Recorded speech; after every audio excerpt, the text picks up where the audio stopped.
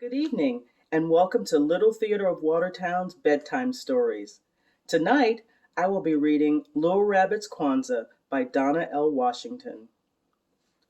Little Rabbit was not having a very good Kwanzaa. Being the littlest rabbit in the family wasn't easy.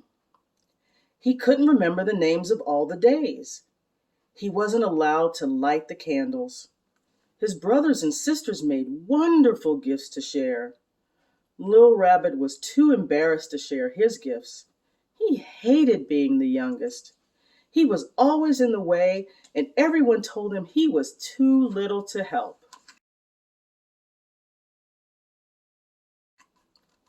The only part of Kwanzaa that he really loved was the big feast called Karamu. This year, he wasn't even going to have that. Granna Rabbit was sick. She lay in bed all day drinking dandelion tea. Momma Rabbit was so busy taking care of her, she didn't have time to cook. Mama, if Granna Rabbit is sick, who will make the feast of Karamu?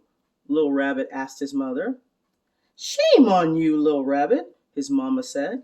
Granna Rabbit is sick, and all you think about is your stomach. You go outside. Little Rabbit hopped out and sat on the big gnarled tree stump. He really wanted to go and talk to Granna Rabbit. She was very wise. Little Rabbit sat and thought. He thought about all the things his Granna said about Kwanzaa. Kwanzaa is a special time when we help each other. That's what Granna Rabbit said. That's it! Little Rabbit jumped and danced around. I'll bring Granna Rabbit a special treat for Karamu. That will make her feel better. Little Rabbit hopped down the road. Where are you going so fast? Mama Oriole asked Little Rabbit. I'm going to find a tasty treat for Granna Rabbit. She's sick. I want her to have a good Karamu. Little Rabbit hopped away. Mama Oriole didn't know what Karamu was, but she knew Granna Rabbit. Granna Rabbit always brought out warm seed cakes and worm pudding when the weather got cold. Poor Granna Rabbit, said Mama Oriole. I wish there was something I could do to help. Little Rabbit stopped by the side of the path. He looked to see if there was some logs or something he could find something special for Granna Rabbit. What are you doing, Little Rabbit? Said Groundhog, sticking his head out of a patch of grass. I'm going to find a zawadi for Granna Rabbit. She's sick. I want her to feel better. Little Rabbit hopped off. Groundhog didn't know what a zawadi was, but he knew Granna Rabbit. She always had time to make little toys for the animals when they were bored. Poor Granna Rabbit, said Groundhog. I wish there was something I could do to help.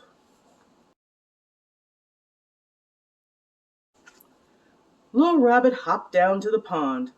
Maybe he could find something pretty for Granna Rabbit. What are you doing, Little Rabbit? asked the frogs.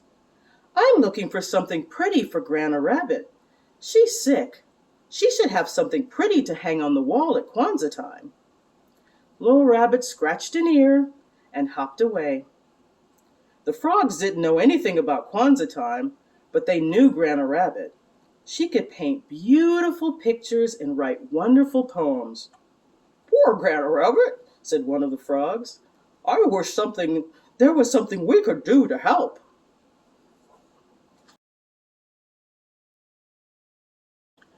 Little Rabbit hopped through the field looking for berries. Where are you going, Little Rabbit? Momma Field Mouse asked. She was dragging all of her children behind her. Granna Rabbit is sick, said Little Rabbit. I'm going to make sure she has a good Karamu. I'm going to find as many berries as I can. Little Rabbit looked proud as he hopped through the meadow. Momma Field Mouse didn't know anything about Karamu, but she knew Granna Rabbit. Granna Rabbit helped out with the children when Momma Field Mouse had to run errands. Poor Granna Rabbit, said Momma Field Mouse. I wish there was something I could do to help.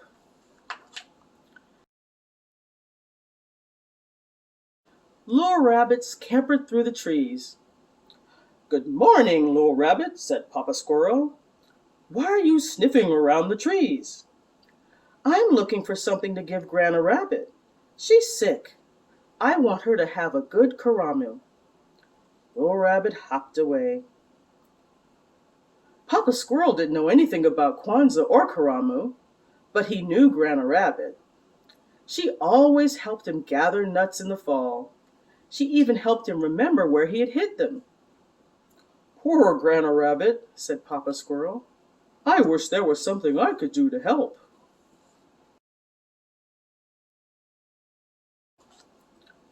Little Rabbit spent the whole day trying to find something for Granna Rabbit.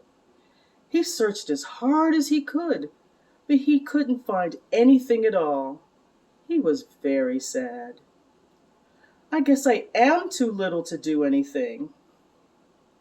As the sun was setting, he slowly hopped home. When he opened the door, he had a big surprise. Everyone was there. Granna Rabbit was sitting in the big chair with a huge smile on her face. The frogs had brought pink flowers from the lily pads. Mama and Papa Spider hung them from the ceiling like lanterns. Mama Oriole was conducting a fine chorus of birds. Groundhog brought little toys and gifts for everyone. Momma Field Mouse had gotten together with Mama Possum and Mama Raccoon to make a delicious feast. The air was full of excitement. Mama Rabbit served the plates, and Little Rabbit ate until he thought he would burst. After that, Papa Rabbit told funny stories about Brer Rabbit, Anansi the Spider, Guinea Fowl, and Mosquito. The stories made everyone laugh. Then Papa Spider plucked on his web strings, Cricket got out his fiddle, and all the animals had a wonderful dance. Granna Rabbit taught everyone a new word. Harambe, she called out as her friends danced. It means, let's pull together. We don't need anyone to tell us that, said Papa Squirrel. We've already pulled together. Everyone laughed and shouted, Harambe! Harambe! Harambe! When the Karamu was over, Little Rabbit sat with his Granna in the big chair. Why are you so sad, Little Rabbit? His Granna asked. Didn't you have a good time? Yes, Little Rabbit said quietly, but I wanted to do something special for you. Granna Rabbit just laughed. You silly rabbit, she said, hugging Little Rabbit tight. If you hadn't gone off looking for Karamu this morning, it would never have found its way here tonight. Little Rabbit frowned. But I'm the only one who didn't have anything to share.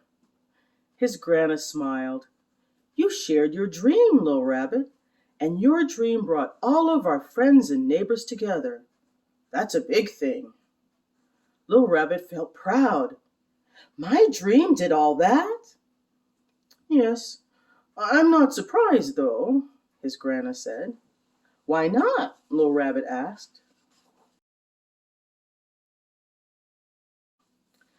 Because I have faith in you. If you have faith, Little Rabbit, there's always hope. Oh, I'll try to remember that, said Little Rabbit, yawning. By the way, said Granna Rabbit, snuggling him close, this was the best Karamu ever.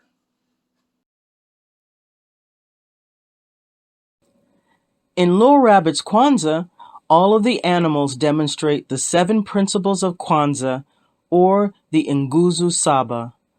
Kwanzaa is a holiday which is celebrated starting the day after Christmas and ends on New Year's Day. On day 1, Umoja, which means unity, the animals joined together to celebrate Karamu. On day 2, Kujichakulia, self-determination, Little Rabbit began his search all on his own, determined to find a way to celebrate Karamu. On day 3, Ujima, which means working together, all of the animals worked together to help make a great feast. On day 4, Ujima, supporting each other in business, Granna Rabbit helped all of the animals, and they in turn were willing to help her. On day 5, Nia, which means purpose, Little Rabbit left home with a purpose to help his Granna have a wonderful Karamu. On day 6, Kuumba, creativity, all of the storytelling and dancing and feasting made the Zwadi for the party, and all of the cooking are examples of creativity. Karamu, which is the feast of Kwanzaa, happens on the 6th night of Kwanzaa. On day 7, Imani, which means faith, Granna Rabbit shows at the end that she had faith in Little Rabbit. We hope you enjoyed tonight's story. Please follow us on social media, Instagram, Twitter, Facebook, and YouTube for more bedtime stories. And if you like our stories, please donate to Little Theatre of Watertown. There's more stories on our YouTube page, so please follow us and have a happy Kwanzaa.